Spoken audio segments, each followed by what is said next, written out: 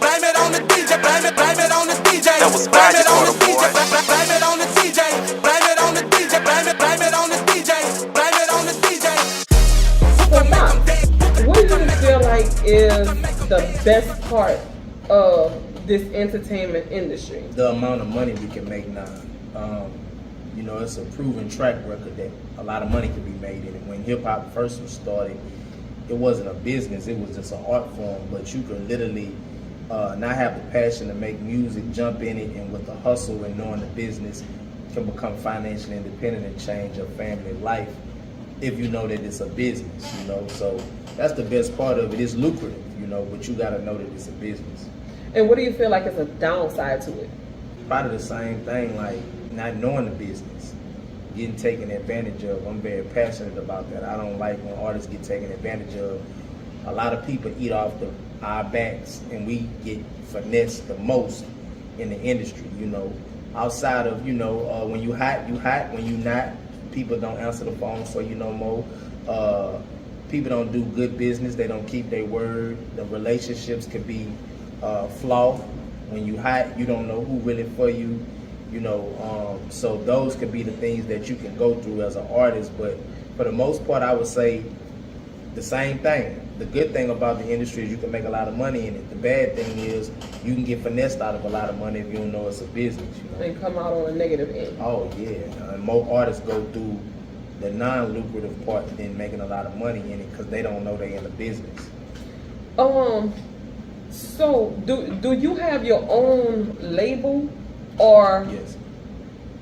did you consider signing with other labels, or you solely want to be independent, and why? If so, if not, why?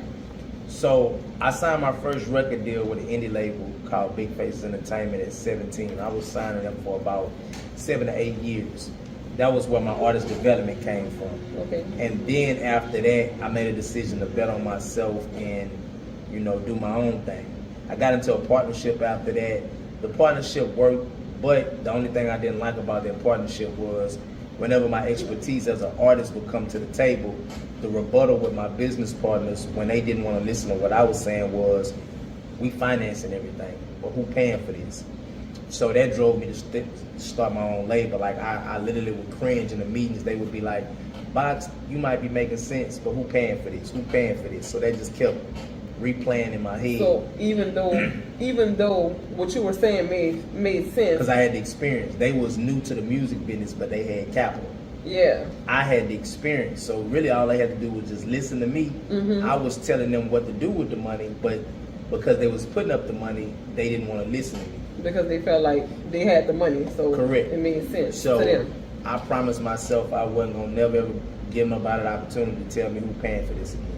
So after that, I started my record label, Hungry Boy Records, and me and my team, we ain't looked back since then. So we're an indie label. We are looking for a major record deal, but not just any deal. We done passed on a few deals that it came across the table respectfully, but we looking for like a joint venture where we can still maintain ownership of the music, the art, but still utilize the resources from the big machine, the major labels. And in order to do that, you have to create a lot of leverage. They got to know that you kind of operating on your own, and you have your own machine before they let you do that. So that's why we're in the trenches. That's why we're on this No Crumbs Left on the Table campaign to get the leverage up.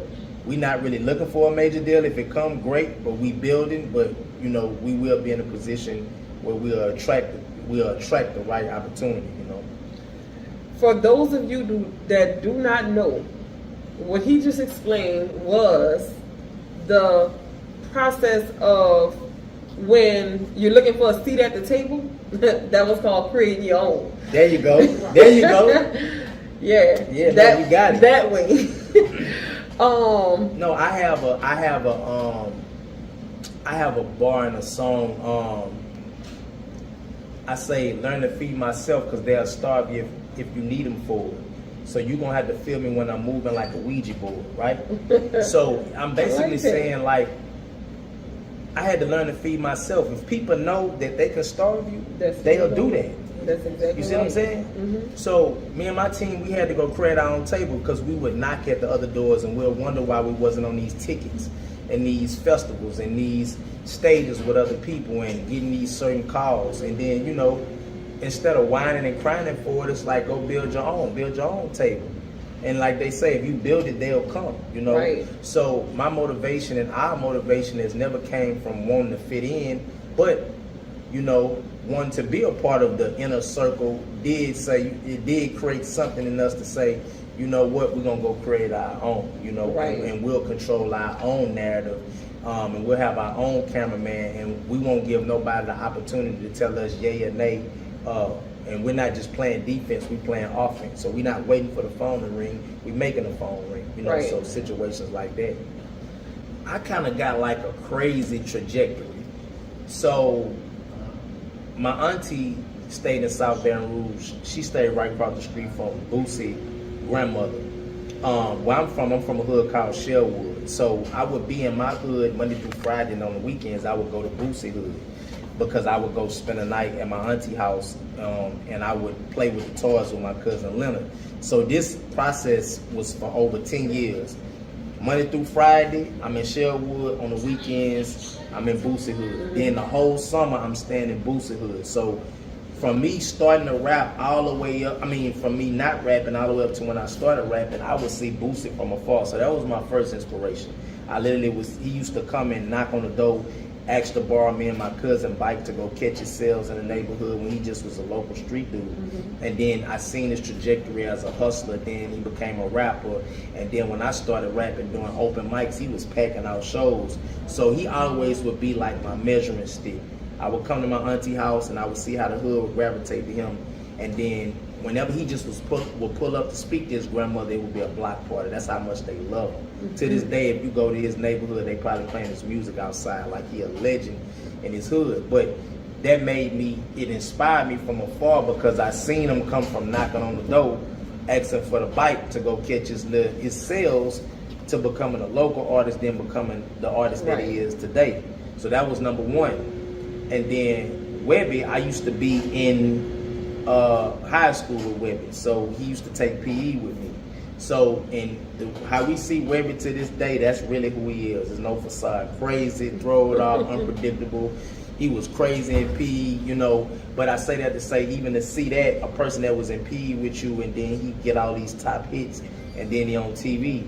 And then with Kevin Gates, me and him had the same engineer, Gus. So when I first started creating my mixtapes, the same engineer that was mixing my music, he was passing out Kevin Gates promo CDs. Kevin Gates wasn't even known at that time.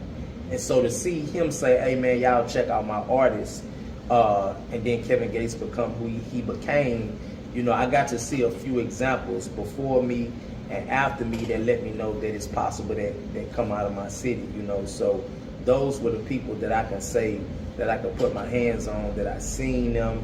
I never had a conversation with Boosie. Me and Gates did a song together. Webbie, I seen him. He used to run with one of my cousins from Shellwood. So, you know, seeing those examples, it let me know that it's possible. Did you ever get any thing from people like, you want to be a rap artist and that's it, but you're not going to make it type thing? Or No. was it always encouragement? I be hearing people say that when they make it, and they be like, my teacher told me I wasn't gonna never, people like, no disrespect, I don't know if they be saying that just for, you know, to make their speech sound good. I don't even give off an energy where somebody can even play with me like that. Like, ain't nobody finna come and tell me, you ain't gonna never be nothing. Like, nobody even never play with me like that. And it ain't on no rah-rah, beat them up type stuff. It's just, I'm so ambitious, even if people done thought it, they not gonna tell me that because they like, Box gonna do what he wanna do. So I don't have them stories. Now I've had teachers throw away my raps in class, but I've never had a family member or a friend be like, you need to stop doing music, you ain't gonna never be nothing. Like, I ain't never had nobody ever tell me that, you know what I'm saying? So your family basically staying behind you with what you do? Oh yeah, my mom is my biggest support. My mom, at first when I first started rapping, of course, because she Christian, when she started hearing that I was rapping, she like, boy, go sit down somewhere. And then I my own hustle, putting up my own posters and stuff, her homegirl started calling her like, Lord, you know, Chris really rapping, like for real. And when my mama seen that I was rapping, then she started kind of to support me, but then she would listen to my music and be like, you don't need to do all that cussing. She started critiquing my songs, and then she evolved as I evolved, and then it went from I don't like you rapping to I like this song, you need to stop cussing, stop talking about this, to you gonna stay independent, you gonna do it, bet on yourself. Yeah. And then she started learning the business through watching YouTube, and then she started praying over my music career. That's what you call You know what I'm growth. saying? Definitely. Big time. That's what you call growth. Right.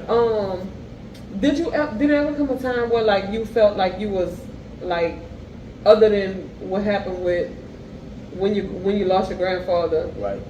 Was there a time like you felt like you was like down and out, like you felt like you had nothing or nobody, even though you had support around you? You ever felt like you didn't have anything or didn't have anybody, just from where you were mentally? Yeah, I think it was a time in my career where I actually quit one time. Like, if you want to do this, it ain't for you if you don't never want to quit a lot of times. But it was one time where I really quit.